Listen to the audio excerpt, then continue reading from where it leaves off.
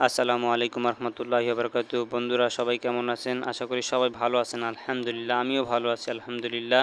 আজকে আপনাদেরকে দেখাবো তরকারির পাইকারি বাজার। এটা মিরপুর শাহালি মাজারের পশ্চিম পাশে অবস্থিত। এখানে গেলে আপনি সকল ধরনের শাক সবজি কাঁচা বাজার সব পাইকারি দামে কিনতে পারবেন। আর এই যে দেখতে পাচ্ছেন ছোট ছোট বাগার দেওয়া তরকারি, এখান থেকে বস্তির লোকেরা, ম্যাক্সিমাম বস্তির লোকেরাই ভিক্ষুক এরকম লোকেরাই, একবার নিম্নবিত্ত লোক যারা আছে তারা এখান থেকে বাজার করে থাকেন। আল্লাহ সুবহানাহু ওয়া তাআলা মানুষকে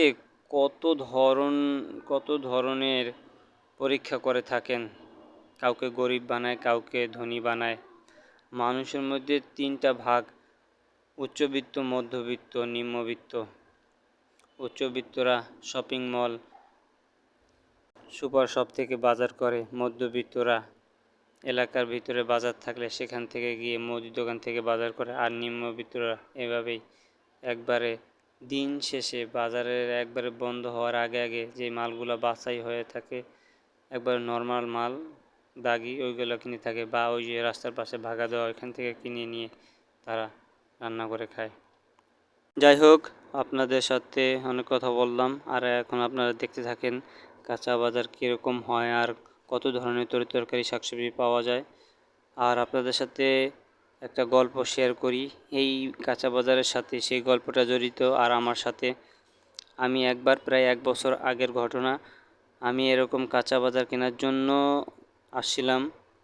আমি ওই সময় কিনেছিলাম কাঁচামরিচ, ধনেপাতা, পেঁপে, গাজর, তেঁতুল, বিট লবণ ইত্যাদি, এগুলো কিনেছিলাম।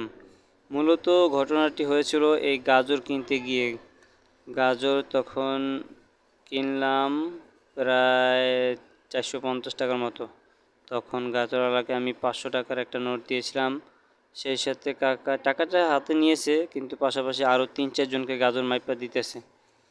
তখন আমার দেরি হয়ে যেতেছিলো, তখন কাকাকে বললাম, কাকা আমার টাকাটা একটু দিলে ভালো হতো, আমার বাকি টাকা। তুমি তো টাকাই দাও নাই, টাকা ফেরত দিন মানি। আমি কি ভালো করে মনে করে দেখেন, এই হ্যাঁ সামনে বসে টাকা দিছি।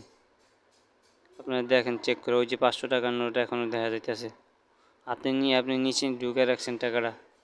তার হাতে আবার অনেক টাকা ছিল, 500 টাকার নোটও ছিল, মিক্স হয়ে গেছে গা। তো সে তো এখন কোনোভাবেই বিশ্বাস করতেছে না। সে এখন আমার উল্টাপাল্টা কথা করতেছিল, জারি মারতেছিল, প্রতারক বলতেছিল। এখানে ফাজলামি করতেছো মার্কেটে, এরকম বহুত প্রতারক এই মার্কেটে ধরছি। তারপর ওদেরকে ওরকম শিক্ষাও দিয়ে দিছি। কাকা, আমি বললাম, কাকা এটা কি বলতেছেন আপনি? আমি টাকা দিলাম, আপনি মাত্রই ভুলে গেলেন, এটা কিভাবে সম্ভব? আপনি ভালো করে মনে করে দেখেন। তখন অনেক বোঝানোর পরে কাকা তখন বুঝতে পারে, তার মনে পড়ে, তখন আমার বাকি টাকা দিয়ে দিয়েছিল। আর যদি নাই মনে পড়তো তাহলে আমার 500 তো যাইতো, এর সাথে আরও 500 টাকা যাইতো, প্রায় 1000 টাকার মতো চলে যেত। যাই হোক, গল্পটা আপনাদের কাছে কেমন লেগেছে অবশ্যই কমেন্টে জানাবেন।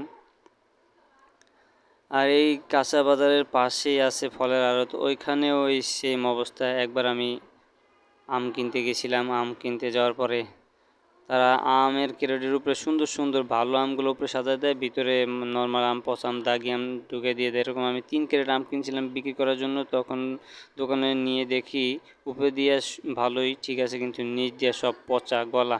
তা আর বেচতে পারিনি। ওই আম বিক্রি করে আমার লাস্টে লস হয়েছিল।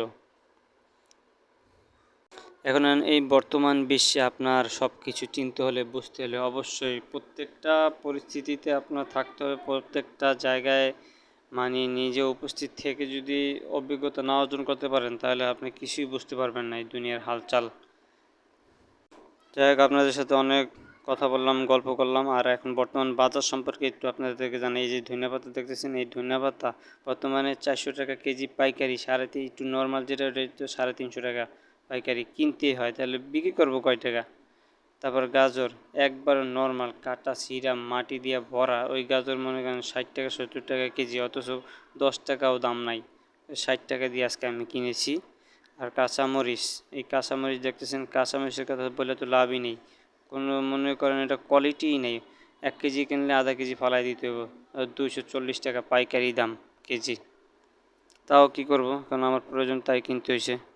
আর ধনিয়া পাতাটা কিনতে পারিনি, ওইটার দাম একবার অতিরিক্ত হয়ে যায়। তারপরে ক্যাপসিকামও দরকার ছিল, কিন্তু ক্যাপসিকাম আর কেনা হয় নাই। ক্যাপসিকাম বাদ দিয়ে দিয়েছি। ক্যাপসিকাম 500 টাকা কেজি। আর এই যে এই দোকান থেকে তেঁতুল কিনেছিলাম, তেঁতুলের দাম বর্তমান বাজার 170-80 টাকা করে, কিন্তু এখান থেকে আমি কিনেছি 155 টাকা করে কেজি। যাই হোক বন্ধুরা, আপনাদের সাথে অনেক গল্প করলাম, অনেক কথা বললাম। ভিডিওটা কেমন লেগেছে অবশ্যই জানাবেন। ভালো থাকবেন, সুস্থ থাকবেন। আল্লাহ হাফেজ, আসসালামু আলাইকুম।